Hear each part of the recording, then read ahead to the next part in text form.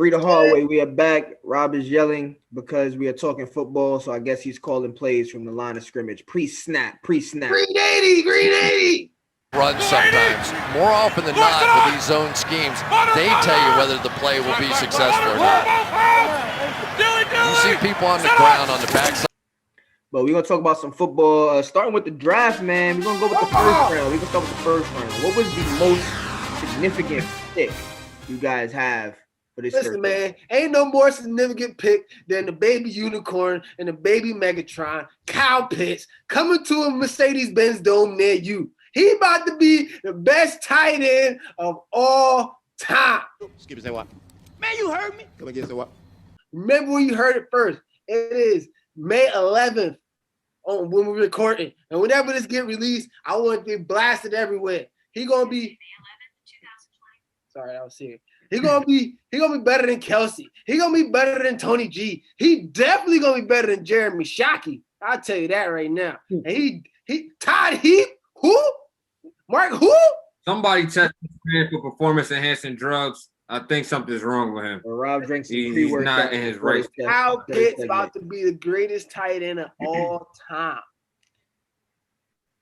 I actually like Kyle Pitts though. I'm interested in seeing how his career goes. He's definitely going to a passing team with the Atlanta Falcons, so we'll get to see him. But I'm not trying to ruffle no feathers. Remember another guy. I don't know where he was drafted. I'm not sure if this guy was drafted in the first round, but he was supposed to be this lit, special class, legit, elite tight end, in Evan Ingram. And I ain't seen that yet. Man, I ain't seen that yet. That man can't catch. Listen, man, there's a difference between the Falcons, who draft people like Julio Jones and Roddy White and Calvin Ridley and all types of offensive geniuses, then Steve Smith, Mario Manningham. Those champions. I don't know what you're talking about. Hey, all I know is that we both played the Patriots, and one team won, and the other team lost. That's a major bird. That says much about Draft. He ain't talking about Super Bowls. All right. Yeah. I'm gonna go a different route.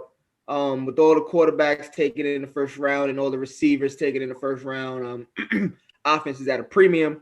And I think the Indianapolis Colts back in Indiana, I think the Indianapolis Colts did a really good job drafting. I hope I don't butcher your name, but Kwity Paye from Michigan at the 18th pick, defensive end. The Colts defense was a top defense last year. I think they were top 10 defense. I want to say ranked 5th, but don't quote me on that. A top 10 defense, second in rushing defense, but the kink in their armor, they had the second fewest amount of sacks last year, which put them in the middle of the pack at pass defense and giving up first downs by the air. So they need a pass rusher. They're getting one. They're adding to that defense. I believe that division is the most wide open division there is right now, with Houston, Indianapolis, the Colts, the Jaguars, and Tennessee. Even though Tennessee does seem to be the strongest team in that division, Indianapolis was right there last year. They have a new quarterback. It's third year in a row with the new quarterback, but their defense has been solid over the last couple of years. So they're adding to that. Very curious to see how they do this year, and I think that was a good move for them. I like the Jamar Chase pickup. Jamar Chase pickup for the Bengals. You add another weapon into Joe Burrow's hands. He already has Tyler Boyd and T. Higgins and Joe Mixon. You're gonna need some weapons out there in that AFC North that's stacked with corners and defensive prowess. So I like him. I think he has great upside. I think that him and Burrow. I think Joe Burrow is gonna be something special. And adding a number one wide receiver and Jamar Chase, along with Tyler Boyd, is going to be something special. I can't wait to see the Bengals play next season. I like that pick too, man. If I was going to go with one besides the greatest tight end of all time, man, I think Jamar Chase might be my second one. But listen, there's something to be said when you're the greatest tight end of all time. You're claiming someone that played the game in the league. He's already legendary. On the pad, put that helmet on. He didn't even do the dirty bird or nothing. Listen, I'm not trying to hear nothing about you when you was. So if he wasn't picked by the Atlanta Falcons, would you still be jacking him as the best tight end in the league? Listen, man. Sometimes you get put in a good situation. I'm asking you a question though. I'm answering your question. He's in a great situation to become the Stop greatest. dancing around the question, man. Stop dancing. Stop doing a dirty bird around the question, and get to the point. Would you think that he is going to be the best tight end in the league if he wasn't drafted? I ain't answering the question because he's on the Falcons, and that's all you need to know. Dirty. All right, quarterbacks. Let's talk. What quarterback do we expect to have the biggest impact this upcoming season, or maybe even career-wise? Who's the gem in this draft? Who's the QB gem in this draft? The gem in this draft for me, I've said it since he's been in Clemson, is going to be Trevor Lawrence. I think that he's going to be a star, a stud. He's drafted high. He has all the IQ, all the tools, can throw the ball downfield, can read the defensives. Has played under a great head coach and had great wide receivers, so he understands that, and different types of receivers on top of that. So with that being said, I think that he is going to be the one that's going to probably stand out the most this year. But I think Justin Fields is going to turn around. He's going to change the dynamics of the Chicago Bears, man.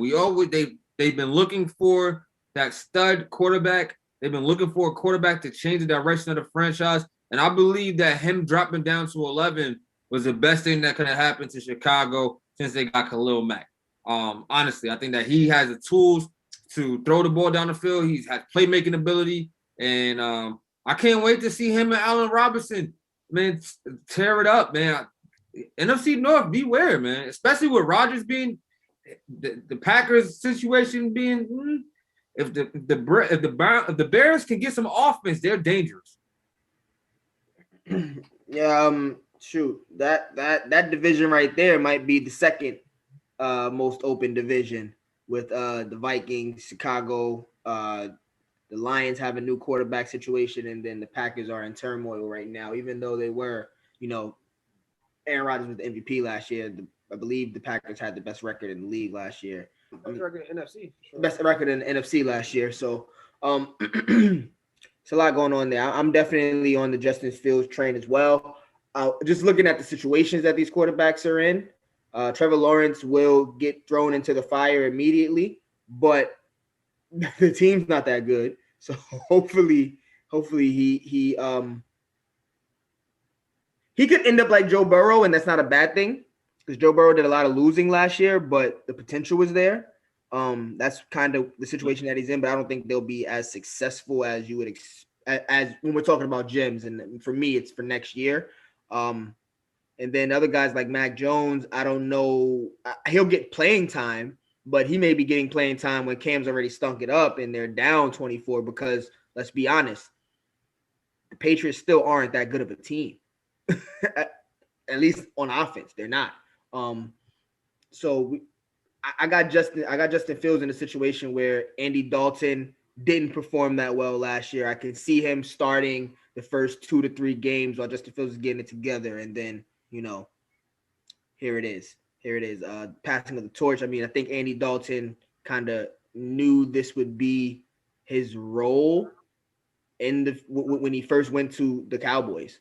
So he knew he'd be backing up or mentoring, and here's your mentoring opportunity. He didn't do well in his backup opportunity. I don't know if he's primed for that starting spot with Chicago. So I got Justin Fields being a big impact player. And because the division isn't as strong, the Vikings are pretty good. Green Bay will have to wait and see. Lions are in transition. He may have an opportunity to win something. I mean, the defense on Chicago is still top 10 as well. So I'm a Kyle Shanahan, I guess you can call me that. And like I said about the Falcons, sometimes when you just get put in a wonderful position and the situation is just right for you, it's just right for you. And I feel like the best quarterback in this draft class is going to be Trey Lance at the end of the day. I think Kyle Shanahan sees something in him. It's the same guy who drafted George Kittle. Same guy who has the number 1 rushing offense in the NFL with I don't even know who the quarterback was last year. It was like C.J. Beathard or something like that. What the hell is even that? Yeah, they had about 4 or 5 different quarterbacks last year. Right, and if you look at Trey Lance's college tape, he was in a lot of pro set offenses, a lot of under the center, a lot of play action, and he's a mobile quarterback. So I think it really just gives Kyle Shanahan another tool, another toy to essentially play with. And, if he could be dynamic in the play action, that just fits perfectly in what Shanahan wants to do because he loves running the football. And you can put me back there. Shoot, I might run for 100 yards one game, honestly. Like that's how much of an offensive genius I think Kyle Shanahan is. Wishful dreaming, Robert. So my question to you then: what does that mean for Jimmy Garoppolo? I think either one or two things will happen. Are we giving up on Jimmy? I think his days are numbered for sure. At least in San Francisco, I could see him going somewhere else and extend his career on. But I can see it really depends on how much the 49ers are winning. I think Trey Lance is not going to Trey Lance. Yeah, I don't think he's going to start day one. But let the 49ers go 1-3, 2-4. Jimmy's not a loser though. That's the thing with Jimmy. So are we looking at a situation? I know this was a totally different team when it happened, but I remember when San Francisco was 8-1 or 9-1 with Alex Smith. Great career. He just retired. I want to shout out to him real quick. Alex Smith. He got hurt, and they brought in this dude they drafted late. I mean, he wasn't the third round, but they brought in the guy that they drafted late, Colin Kaepernick. He goes on and wins 3 or 4 games. Alex Smith comes back ready to go. It's like, nah, bro, you got to sit the sideline. We know you won all these games, but we feel like we got a better chance to win it all, which, I mean, they were a game away. Shout out to Crabtree and Richard Sherman. They were a game away that year from being in it all. And then the following year, they were there. So I mean, is that the situation that we could potentially looking at with Jimmy Garoppolo and Trey Lance? For sure, man. I think this is a 1 year kind of learn as much as you can under Jimmy G situation. And if he gets hurt, then he's thrown in. Or if they get off to a really slow start, he gets thrown in. But I definitely think Trey Lance is going to come in and shock the world. Yeah, I think you don't draft that high, draft the quarterback that high for him not to be groomed. It's definitely a message to be sending to Jimmy G. Like, listen, your day is a number, right? Because that's the only real numbering I can see of Jimmy G's days is the fact that he's not durable. But outside of being durable, I mean, he's a winning quarterback. His record is pretty good. I don't know it off top, but I know he started off 6-0 and did other things after that, and the team went to the Super Bowl. So, yeah. So speaking of days being numbered, MVP quarterback Aaron Rodgers, the rumors are, and they're pretty loud now, that he wants out of Green Bay. Yeah. I know I brought up an old situation with the 49ers, but this again reminds me of an older situation with the Green Bay Packers, where they had Brett Favre. He didn't feel like he was done or anywhere near that done situation, that done area of his career. They had a guy in the helms with Aaron Rodgers, and they wanted to get him out there, and they had to let him go. And a lot of controversy, a lot of disrespect, a lot of the relationship crumbled, and that seems to be happening again with them with the Packers drafting a quarterback high in the first round. Lafayette trading up for that pick, drafting him high, not re-signing the guys that Aaron Rodgers wanted to re-sign this year, that he put a good word in for this year, and love is there, and I'm sure that they're high on him. What does this mean for Aaron Rodgers? Do we see Aaron Rodgers going somewhere else, and where? Where could we see Aaron Rodgers this year? It's gonna be tough, man.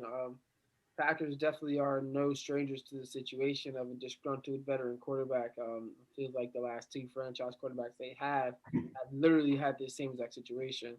I think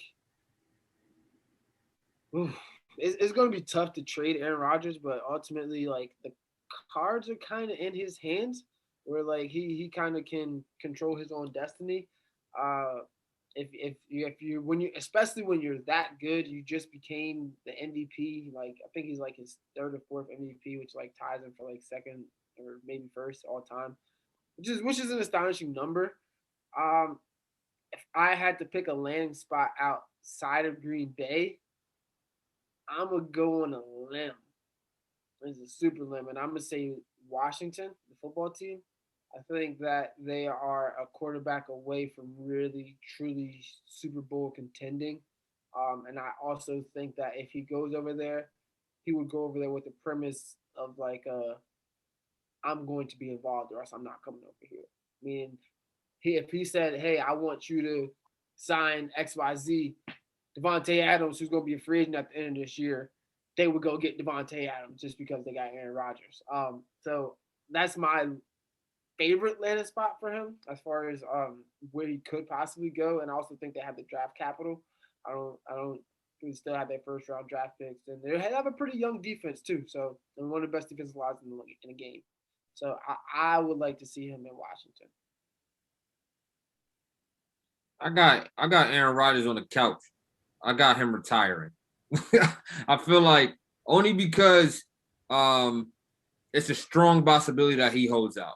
Like you said, Robbie, he has all the cards in his hands. He asked for Green Bay to fire their general manager. They're not doing that. And we talk about a man that holds grudges, right? A man that remembers everything. We think that he's not holding a grudge because they drafted Jordan Love. You think that he's not holding a grudge because he asked for receivers last year and they didn't give him any? And even this year, they blatantly didn't re-sign players. This relationship is over. And I think that Green Bay is going to pull what I think is similar to what James Harden and Houston was going through, where it's like, now because you're disgruntled, we're not going to trade you until it becomes out of control. And probably during that time, they'll be out of the playoff spot. So if I'm Aaron Rodgers, knowing Green Bay is not going to trade him, because if they was going to trade him, the ideal time to trade him would have been in the draft where they could have got some trade cap. They could have got something back from him, right? They could have got some pieces. He could have been sent off like kind of smoothly. But now it's almost too late. It's almost too late to make that trade, right? And then if you're doing it, it makes you look like you're caving into Aaron Rodgers. We all know Green Bay is about, just like Houston, right, preserving their name, right, and preserving their integrity. But when your star player is disgruntled and he clearly is calling out the coaches, the GMs, everybody, you gotta listen to him. They recently offered him another salary, try to smooth him over with money. But he's like, no, I'm not sure if that's what Aaron Rodgers wants right now. I think it's more about a respect thing, not more so about, a paycheck thing. So I see him sitting down. I see him sitting down for this season, maybe retiring and pulling up Brett Favre and coming back out of retirement the next year and signing with another team. All right. So I'm gonna have some fun with it real quick. We don't got a lot of time. Last segment of the football.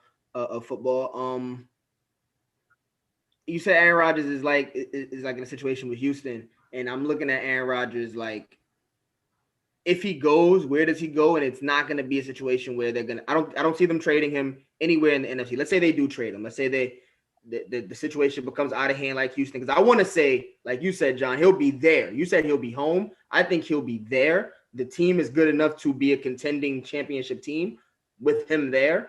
I think they'll smooth it over. But let's play the game where they don't smooth it over, because that's not what happened in Houston. And I definitely thought that was going to happen with James Harden. If he goes to the AFC. I don't see them trading him to the NFC. And that leaves two teams for me. Three teams, really, all three in the same division. I'm going to go with my least likeliest favorite. The Jets. Why? Because they took Brett Favre. Two, because the goddamn Jets. They'll take anybody with a name. Le'Veon Bell. Anybody with a name, the Jets will have them. At the very least, they'll sell out the Meadowlands. I'll go number 2. But however, they did draft a quarterback, Zach Wilson. We'll see what happens there. Number 2, the New England Patriots. Put him with a coach like Bill, a guy like, I mean, we watched Tom Brady take a lesser team, a team that wouldn't admit that they were in rebuilding stage, to the playoffs. Granted, they lost to Tennessee in the first round, but they made it to the playoffs. Great defense, good quarterback, good coach, decent running backs. He makes guys special. We know that with Aaron Rodgers. Could be a good fit for him, but the team is still not that good. I'm going to go with my favorite. And I'm not talking about the Bills, clearly, because they got a guy. Josh Allen is a bad man. Why not the Dolphins? The Dolphins just drafted Jalen Waddle, who arguably is the best receiver in this draft. They have a solid defense. They got a real good, gritty coach. I think he would like a guy like Flores over there. They already got a star receiver. So that's 2 stars. He didn't get to play with any. He's been asking him. Well, he played, excuse me. Sorry, Devontae. He only had one before, Devontae Adams. He only had one over the last couple of years. Now he'll get 2 in Devontae Parker and potentially Waddle. Decent running game. They got picks. They had a lot of draft picks. And again, outside of Buffalo, that division is open, and they were there. They were a game away from the playoffs last year. So if we're playing the game, Aaron Rodgers ends up in the AFC East, and whatever team he goes to becomes the only competition for Buffalo this year, in my opinion. But that's me just playing it. I'm not mad at that Miami fit, especially because I've been hearing just rumblings on top of rumblings how they're just not happy with Tua. I personally like Tua over there. I think he's going to be a really good quarterback. But, if you get a chance to get Aaron Rodgers, get him. Said Tua 1 more year, 2 more years. Yeah, I mean, maybe move Tua draft again. I could definitely see, you never know. They went all out of free agency last year. They don't have a problem with spending money. All right, y'all. That's gonna end it for football. We'll be back with a little bit more through the hallway.